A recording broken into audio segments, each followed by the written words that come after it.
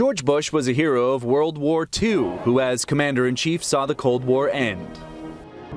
But began another war, America's decades-long struggle with Iraq. 7 months ago, America and the world drew a line in the sand, and tonight, America and the world have kept their word. I, George Herbert Walker Bush. In 1989, George Bush became the nation's 41st president. He occupied the White House for just 4 years, but they were tumultuous ones. On his watch, the Berlin Wall fell. He sent U.S. troops to oust Panama's Manuel Noriega and sent them again to purge Iraqi troops from Kuwait.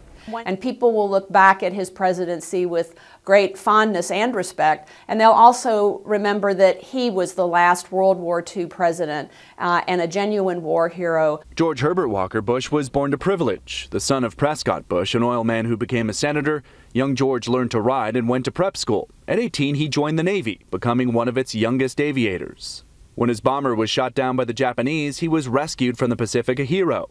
Back home, he married banker's daughter Barbara Pierce, went to Yale to study and play baseball, then moved to Texas, following his dad into both oil and politics. George Bush, the man for the United States Senate. Vote for George Bush in the Republican primary May 2nd. Bush lost that campaign but went on to win a House seat, later becoming a diplomat, CIA director, and Republican Party chair.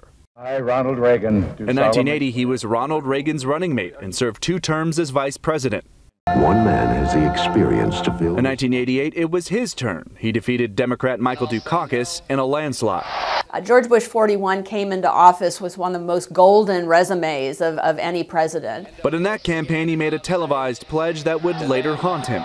Read my lips. No new taxes. 4 years after the vow broken and the economy sour, voters dumped Bush in favor of Arkansas's young governor, Bill Clinton. I, George Walker Bush, do solemnly. If there was redemption, it came in 2001, watching his son George W. take the oath of office. In retirement, Bush remained active. At ages 80, 85, and 90, he went skydiving just to set an example. Don't just sit around watching TV, talking to it.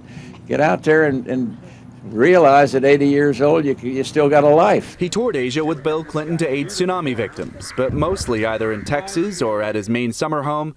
He enjoyed the company of his large and politically prominent family. In April of 2018, he mourned the loss of his wife, Barbara. John Moan, Associated Press, Houston.